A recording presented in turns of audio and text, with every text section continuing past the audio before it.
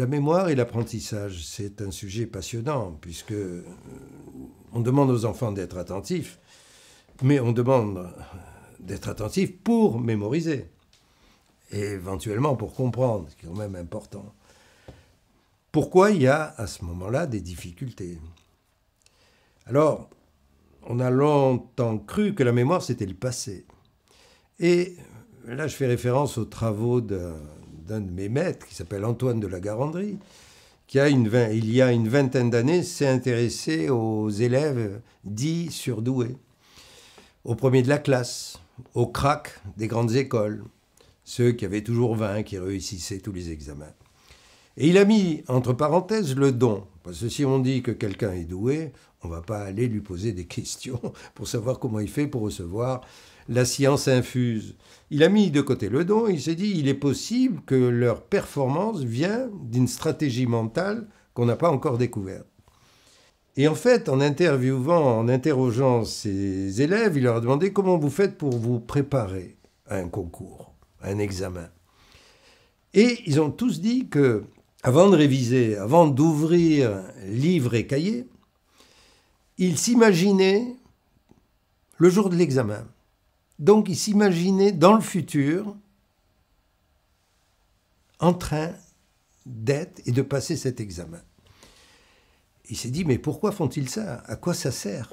À quoi ça sert d'imaginer le futur pour mémoriser? Eh bien, c'est l'action essentielle, l'action mentale essentielle, qui explique la mémorisation. En fait, on ne peut mémoriser que ce que l'on a décidé de retrouver dans le futur. Donc en fait, quand je prépare un examen, j'ouvre une boîte dans laquelle je vais mettre dedans toutes les informations qui me seront nécessaires le jour de l'examen et que j'ouvrirai le jour de l'examen. Et c'est tellement évident qu'on s'aperçoit que quand on interroge des étudiants qui sortent de leur examen une semaine, 2 semaines après, la mémoire est complètement déficiente. Pourquoi? Parce qu'ils avaient ouvert du futur pour un rendez-vous précis le jour de l'examen. L'examen étant passé, le projet s'est éteint. Et donc, ça expliquait aussi pourquoi on fait apprendre les mots d'orthographe à les enfants pour la dictée, ils réussissent plus ou moins, et que 3 jours après, les mêmes mots mis dans un autre contexte, les enfants faisaient des fautes d'orthographe.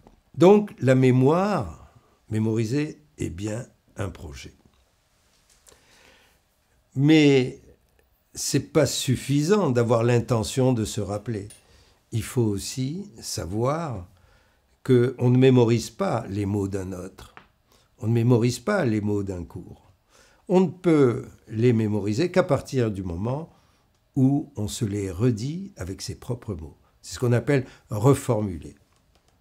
En fait, quand quelqu'un m'explique quelque chose, pour que ce soit acquis, il faut que je me redise avec mes mots ce que je viens d'entendre.